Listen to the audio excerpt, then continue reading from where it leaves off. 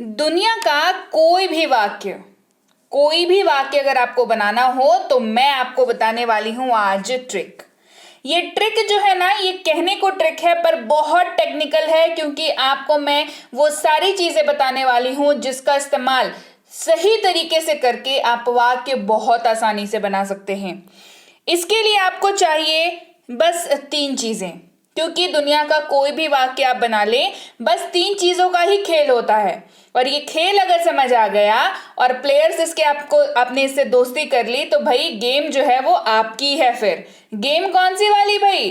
अंग्रेजी बोलने वाली। Hey everyone, welcome to be banker. स्वागत है आपका आज की क्लास में। मैं हूं प्रीति मैम और आज की क्लास बहुत इंटरेस्टिंग है, क्योंकि मैंने जो आपको बताया कि मैं सिर्फ मात्र 3 चीजों का आपको याद रखना है, ध्यान रखना है, या जो कह लीजिए आपको बस इसको ध्यान रखना है 3 चीजों को, और आप दुनिया का कोई भी वाक्य बना पाएंगे। तो कौन सी है वो 3 चीजें, एक एक करके समझेंगे, जानेंगे, और लास्ट में हम लोग एक क्विक सा रिविजन करके हम लोग समझ जाएंगे कि आखिर वाक्य बन कैसे रहे हैं। सबसे पहली चीज की बात करते हैं। सबसे पहली चीज जो होती है किसी भी वाक्य में, वो होती है सब्जेक्ट, यानी कि कर्ता। आप इसको ऐसे याद रखिए, सब्जेक्ट जो वाक्य में जो एक्चुअल में जो चीज हो रही है, या जो चीज मतलब जो बेसिकली कह सकते हैं हीरो है, कर्ता है, जो उसको सब्जेक्ट कहते हैं। इसका अर्थ होता है doer of an action. Subject क्या होता है भाई? Doer of an action. अब भाई एक वाक्य में कुछ भी हो रहा हो पर कोई तो है जो उस काम को कर रहा है, वो चीज को कर रहा है, वो डूअर ऑफ एन एक्शन होता है, यानी कि उसी को सब्जेक्ट कहते हैं। कर्ता वह व्यक्ति अथवा वस्तु होता है जो वाक्य में काम करता है या काम से सीधे सीधे जुड़ा होता है। अब देखिए वाक्य जो है बहुत भांति भांति प्रकार के वाक्य होते हैं।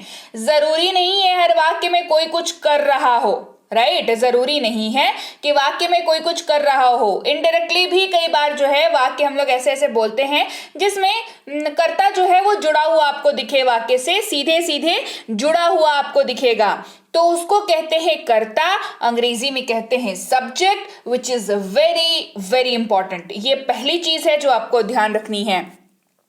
जैसे उदाहरण समझते हैं कि आप कैसे समझेंगे कि कर्ता आखिर वाक्य में है कौन, या आपको कैसे समझ में आ जाएगा वाक्य को देख करके। उदाहरण के तौर पर आई, यू, इस तरीके के शब्द, या फिर श्याम, अदिति, कॉपी, पेंसिल, इस तरीके के शब्द जो हैं आपको वाक्य में जो है मोस्ट ऑफ द टाइम्स कर्ता की भूमिका यानी कि सब्जेक्ट की भूमिका निभाते हुए नजर आएंगे। एक और एडिशनल इंफॉर्मेशन जो आपको पता होनी चाहिए, कर्ता जो है यानी कि सब्जेक्ट जो है वो इट कैन बी नाउन और प्रोनाउन। ये नाउन भी हो सकता है और प्रोनाउन भी हो सकता है, संज्ञा भी हो सकता है, सर्वनाम भी हो सकता है। इस बात का ध्यान रखेंगे तो घबराएंगे नहीं, मतलब ये कुछ अलग सी कोई चीज नहीं है। आप नाउन और प्रोनाउन जो शब्द आपको वाक्य में दिखे, ये जो है आपको मतलब कर्ता जो है आप कैसे पहचानेंगे, कैसे समझेंगे, उदाहरण मैंने आपको बताया। इसके अलावा ये नाउन प्रोनाउन कुछ भी हो सकता है ना? इस बात का ध्यान रखेंगे। दूसरी चीज की बात करते हैं which is again very important, क्योंकि क्या बताया? 3 चीजों का खेल बताया ना, 3 चीजों का खेल बताया, तो तीनों ही चीज इक्वली इंपॉर्टेंट है। तीनों ही चीज आप अच्छी तरीके से समझेंगे तो ही आप वाक्य को बना पाएंगे। कोई एक चीज भी थोड़ी सी कम हुई ना तो फिर दिक्कत का सामना करना पड़ेगा। तो भाई पहली चीज हमने कर ली जो कि है सब्जेक्ट वाक्य का, यानी कि कर्ता वाक्य का, सब्जेक्ट जिसको कहते हैं। दूसरे चीज की बात करते हैं जो कि है क्रिया। क्रिया अंग्रेजी में कहते हैं वर्ब। काफी सुना सुना लग रहा है। क्रिया यानी कि वर्ब इसको कहते हैं, जो किया वही क्रिया। ये तो शॉर्टकट में आपको याद रखने के लिए मैं आपको बता देती हूं, लेकिन समझते हैं इसको थोड़ा डिटेल में। All action words are verbs. ये जो है वो आप इस तरीके से याद रखें कि क्रिया वह शब्द होता है जो ये बताता है कि कर्ता यानी कि सब्जेक्ट आखिर कर क्या रहा है। भाई हमारे पास 3 चीजें हैं। हमें पहली पता चली कि सब्जेक्ट होता है जो कि काम करता है या सीधे सीधे जुड़ा हुआ है, लेकिन कर क्या रहा है भाई? वाक्य में कुछ कर तो रहा होगा, और ये जो चीज है वो बताता है वर्ब यानी कि क्रिया। क्रिया वह शब्द होता है, ध्यान से सुनिएगा, जो ये बताता है कि कर्ता यानी कि सब्जेक्ट आखिर कर क्या रहा है। इन शॉर्ट याद रखिए, किसी भी वाक्य को आप अगर देख रहे हैं, उसको कन्वर्ट करने की कोशिश कर रहे हैं अंग्रेजी में, याद रखिए जो किया वही क्रिया, जो किया वही क्रिया। जैसे वर्ब को यानी कि क्रिया को पहचानने का तरीका मैं आपको बता देती हूं, तभी आप ये जो किया वही क्रिया वाली जो लॉजिक है इसको आप वहां पर लगा पाएंगे। जैसे क्रिया के अंत में, वर्ब के अंत में आपको ना होता है, यही दिखेगा, क्या होता है? ना। कैसे, ये सोच रहे हैं? चलिए बताती हूं। खाना यानी कि ईट, खेलना प्ले, पढ़ना रीड, लिखना राइट, ये सारी चीजें, हंसना, गाना, रोना, लिखना, पढ़ना, कूदना, फांदना, ये सारी चीजें क्या है? ये सारी चीजें क्रिया है ना। आप खाते हैं तो आप क्या कर रहे हैं? कोई क्रिया कर रहे हैं, है ना। तो ये वर्ब का वर्ब हो गया, ये आप क्रिया कर रहे हैं। अंत में क्या हुआ? ना, ईट, राइट। खेलते हैं, खेलना, राइट, लिखना, रीड, पढ़ना। तो ये सारी चीजें क्या है? जो हम लोग परफॉर्म करते हैं, जो करते हैं, ये हो गया वर्ब। दूसरी चीज यानी कि क्रिया, जिसको अंग्रेजी में वर्ब कहते हैं। वर्ब के कुछ उदाहरण समझ लीजिए, क्योंकि सिर्फ वर्ब याद रखना जो है वो कई बार आपको मुश्किल में डाल सकता है। मोस्ट ऑफ द टाइम्स आप जो है वर्ब जब भी आप इस्तेमाल करें, ये फॉर्म्स में इस्तेमाल होते हैं।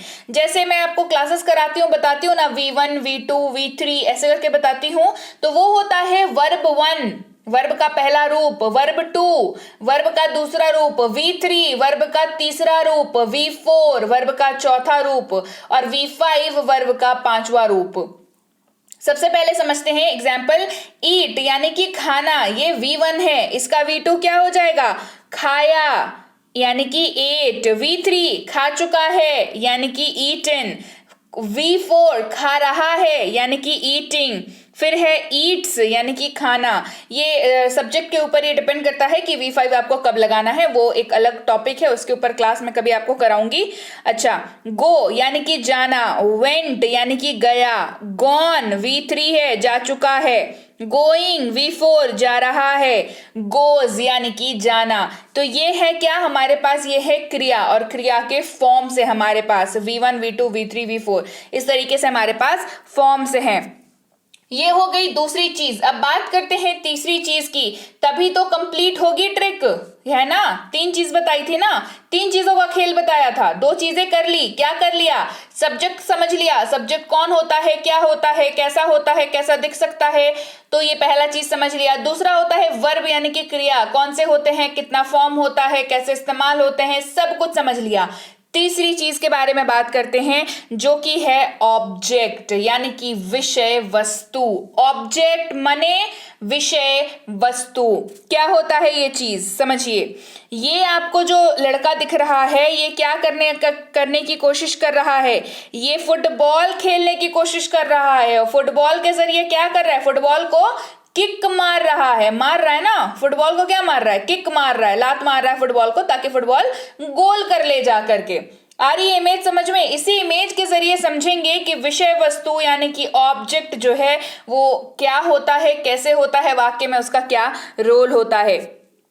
ऑब्जेक्ट जो है वो रिसीवर ऑफ एन एक्शन होता है। क्या होता है? रिसीवर ऑफ एन एक्शन, यानी कि विषय वस्तु जिसको कहते हैं, यह वह व्यक्ति या वस्तु है जो क्रिया यानी कि वर्ब से सीधे प्रभावित होता है। क्या होता है? सीधे प्रभावित होता है। यह वह व्यक्ति या वस्तु है जो वर्ब से सीधे सीधे प्रभावित होता है, और ये साधारणतया वाक्य में वर्ब के बाद आता है। वाक्य में वर्ब के बाद आता है। वापस आते हैं इस लड़के पे जो गेम खेल रहा है। क्या खेल रहा है भाई? फुटबॉल खेल रहा है। तो यहाँ पर ये क्या कर रहा है? ये खेल रहा है, खेलना। और खेल किस चीज से रहा है? फुटबॉल से रहा है। तो ऑब्जेक्ट यहाँ पर क्या है? फुटबॉल को लात मारेगा, किक मारेगा, तो किसको क्या होगा? फुटबॉल के साथ फुटबॉल उड़ के चला जाएगा। तो रिसीव किया ना उसने एक्शन को, राइट। तो ये क्या हो गया? ये रिसीवर ऑफ एन एक्शन हो गया। तो यहाँ पर फुटबॉल क्या है? ये है विषय वस्तु यानी कि ऑब्जेक्ट। समझ में आ गई बात? तो जैसे मैं अंग्रेजी बोलता हूं, उदाहरण के तौर पर हमने क्या किया, मैं अंग्रेजी बोलता हूं, ये उदाहरण है हमारा किसका, हमने जो 3 चीजें की उसके ऊपर बेस्ड ये एग्जाम्पल है। क्या क्या किया हमने किया सब्जेक्ट, हमने किया वर्ब, हमने किया ऑब्जेक्ट, हमने समझा तीनों को और तीनों को इंडिविजुअली हमने समझा और अब उसके ऊपर बेस्ड हम लोग उदाहरण समझेंगे। आई स्पीक इंग्लिश, मैं अंग्रेजी बोलता हूं, आई स्पीक इंग्लिश। उदाहरण समझिए, अब तीनों बता तो दिया, आई स्पीक इंग्लिश हो गया, वाक्य कंप्लीट, वाक्य बन गया, लेकिन वाक्य में हमने कहा समझा कि क्या सब्जेक्ट है, क्या ऑब्जेक्ट है और क्या यहाँ पर वर्ब है। सबसे पहली चीज, वाक्य क्या है हमारे पास, मैं अंग्रेजी बोलता हूं, ये हमारे पास वाक्य है। अंग्रेजी में कैसे किया इसको, आई स्पीक इंग्लिश, वाक्य को पहचानना भी तो होगा। यहाँ पर किसके बारे में बात हो रही है, अपने बारे में बात हो रही है, तो सब्जेक्ट कौन है, सब्जेक्ट है आई, क्या है मैं, यानी कि आई। अच्छा, कर क्या रहे हैं, बोल रहे हैं, बोलना वर्ब है ये, स्पीक अंग्रेजी क्या होती है बोलना की, स्पीक, और क्या बोल रहे हैं भाई, क्या बोल रहे हैं, अंग्रेजी बोल रहे हैं लेकिन क्या बोल रहे हैं, अंग्रेजी बोल रहे हैं, तो अंग्रेजी यहां पर है ऑब्जेक्ट। हमारे पास हुआ आई सब्जेक्ट, स्पीक वर्ब और इंग्लिश हो गया ऑब्जेक्ट यानी कि विषय वस्तु। तो इस तरीके से हमने 3 चीजें सीखी और तीनों चीजों को कनेक्ट करके, तीनों चीजों को जोड़ना भी तो है तभी तो वाक्य बनेंगे। तो हमने तीनों चीजों को जोड़ करके समझा कि कैसे हमने ये वाक्य को बनाया और फिर वाक्य को तोड़ करके हमने समझा कि इस वाक्य में सब्जेक्ट कौन है, ऑब्जेक्ट कौन है और वर्ब कौन है। एक और एग्जाम्पल लेते हैं, हम लोग क्रिकेट खेलते हैं, वी प्ले क्रिकेट। बहुत आसान है, बताइए क्या होगा, वी प्ले क्रिकेट। चलिए जल्दी से गेस करिए, यहाँ पे सब्जेक्ट कौन सा है, वर्ब कौन सा है, ऑब्जेक्ट कौन सा है, बना लिया। चलिए बताती हूं मैं, वाक्य देखिए, हम लोग क्रिकेट खेलते हैं, ये वाक्य है, अंग्रेजी इसकी वी प्ले क्रिकेट। यहां पर कौन खेल रहा है, हम लोग खेल रहे हैं, तो सब्जेक्ट कौन है, हम लोग हैं, यानी कि वी। क्या कर रहे हैं, खेल रहे हैं, खेलना यानी कि प्ले, ये क्या हो गया, ये हो गया वर्ब। क्या खेल रहे हैं भाई, क्रिकेट खेल रहे हैं, क्या खेल रहे हैं, क्रिकेट खेल रहे हैं, तो क्रिकेट यहां पर क्या हो गया, क्रिकेट हो गया विषय वस्तु यानी कि ऑब्जेक्ट। देखा कितना आसान है ये तीनों चीजों को समझ करके किसी भी दुनिया के वाक्य को बना लेना, बस इतनी ही समझ चाहिए 3 चीजों की, राइट। आ गई बात समझ में। तो हमने सीखा आज क्या, 3 चीजें जो बेहद जरूरी है, किस लिए, वाक्य बनाने के लिए। सबसे पहली चीज क्विक रिवीजन, सबसे पहली चीज सब्जेक्ट यानी कि कर्ता, सब्जेक्ट यानी कि कर्ता होता है सब्जेक्ट, है ना, जो क्या होता है, वो वाक्य में कुछ करता है या सीधे सीधे जुड़ा हुआ रहता है काम से, है ना। वर्ब यानी कि क्रिया क्या होती है, जो चीज आप कर रहे हैं, सब्जेक्ट जो चीज कर रहा है, और ऑब्जेक्ट क्या होता है, विषय वस्तु क्या होती है, जो कर रहे हैं उसको रिसीव करता है। यानी कि हमने सीखा सब्जेक्ट वर्ब ऑब्जेक्ट, जिसके ऊपर बेस्ड आप लाखों करोड़ों वाक्यों को बहुत ही आसानी से बना पाएंगे। आ गई बात समझ में।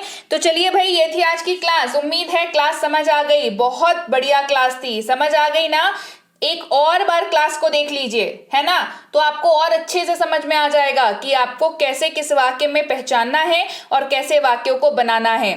क्लास बढ़िया लगी ना। चलिए लाइक करिए क्लास को, चैनल को सब्सक्राइब नहीं किया है तो जल्दी से कर लीजिए, कमेंट करके मुझे बताइए कैसी लगी आज की क्लास और आपको ऐसी और क्लास चाहिए। अच्छा, इसके ऊपर आपको प्रैक्टिस क्लास चाहिए, कमेंट करके बताइए कि इस मैम हमें सब्जेक्ट वर्ब ऑब्जेक्ट के ऊपर प्रैक्टिस क्लास करवा दीजिए।